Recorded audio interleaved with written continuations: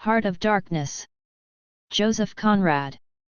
This ebook is designed and published by Planet PDF.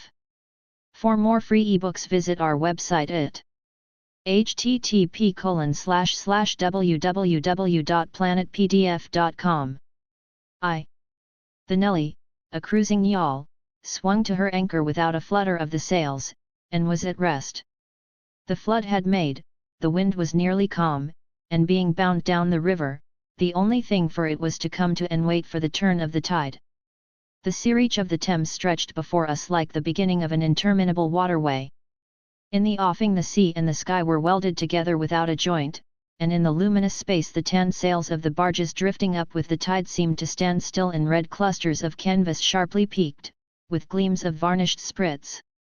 A haze rested on the low shores that ran out to sea in vanishing flatness. The air was dark above Gravesend, and farther back still seemed condensed into a mournful gloom, brooding motionless over the biggest, and the greatest, town on earth. The director of companies was our captain and our host.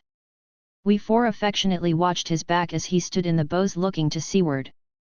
On the whole river there was nothing that looked half so nautical. He resembled a pilot, which to a seaman is trustworthiness personified. It was difficult to realize his work was not out there in the luminous estuary, but behind him, within the brooding gloom. Between us there was, as I have already said somewhere, the bond of the sea. Besides holding our hearts together through long periods of separation, it had the effect of making us tolerant of each other's yarns and even convictions. The lawyer, the best of old fellows, had, because of his many years and many virtues, the only cushion on deck, and was lying on the only rug.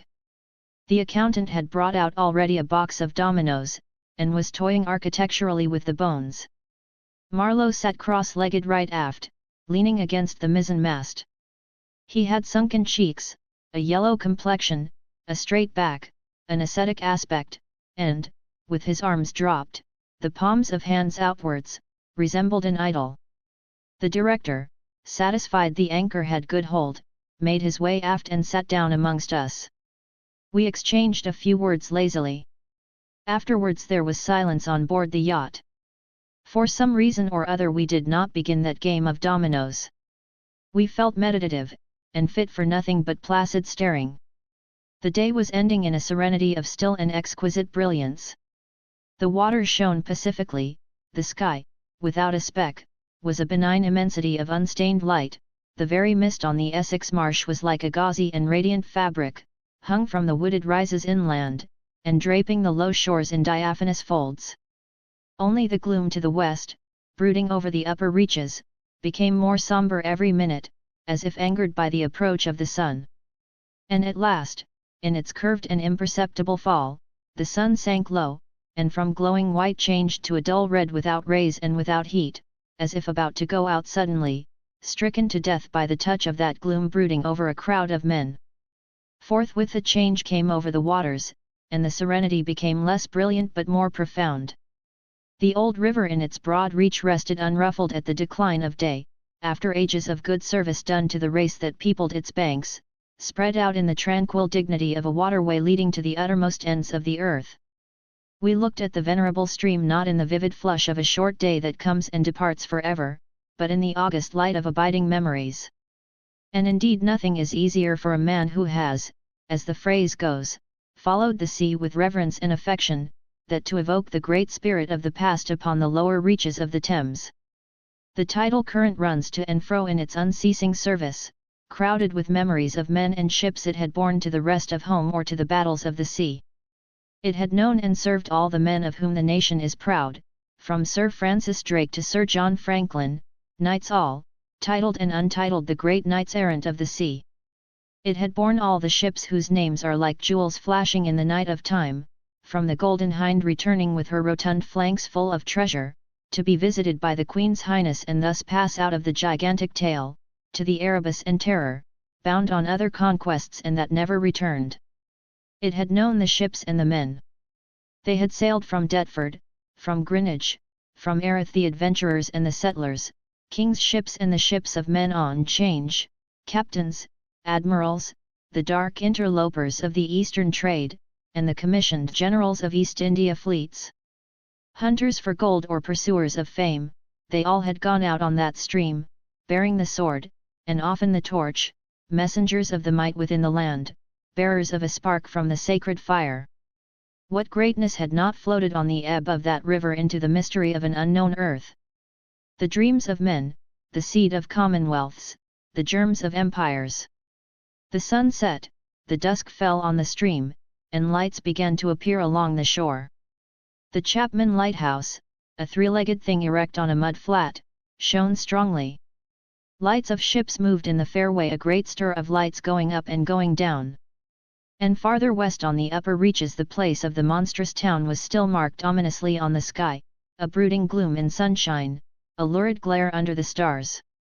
And this also, said Marlowe suddenly, has been one of the dark places of the earth. He was the only man of us who still followed the sea. The worst that could be said of him was that he did not represent his class. He was a seaman, but he was a wanderer, too, while most seamen lead, if one may so express it, a sedentary life. Their minds are of the stay-at-home order, and their home is always with them, the ship, and so is their country, the sea. One ship is very much like another, and the sea is always the same.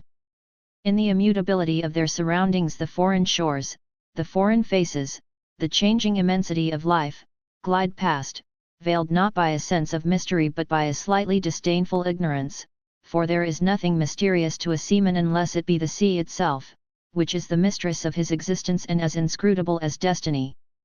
For the rest, after his hours of work, a casual stroll or a casual spree on shore suffices to unfold for him the secret of a whole continent, and generally he finds the secret not worth knowing.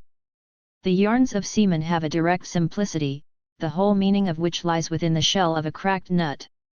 But Marlowe was not typical, if his propensity to spin yarns be accepted, and to him the meaning of an episode was not inside like a kernel but outside, enveloping the tale which brought it out only as a glow brings out a haze, in the likeness of one of these misty halos that sometimes are made visible by the spectral illumination of moonshine. His remark did not seem at all surprising. It was just like Marlowe. It was accepted in silence. No one took the trouble to grunt even, and presently he said, "Very slow. I was thinking of very old times, when the Romans first came here, 1900 years ago the other day. Light came out of this river, since you say nights?" "Yes, but it is like a running blaze on a plain, like a flash of lightning in the clouds. We live in the flicker, may it last as long as the old earth keeps rolling.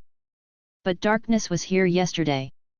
Imagine the feelings of a commander of a fine what d'ye call 'em, trireme in the Mediterranean, ordered suddenly to the north, run overland across the Gauls in a hurry, put in charge of one of these craft the legionaries, a wonderful lot of handy men they must have been, too used to build, apparently by the hundred, in a month or two, if we may believe what we read. Imagine him here, the very end of the world, as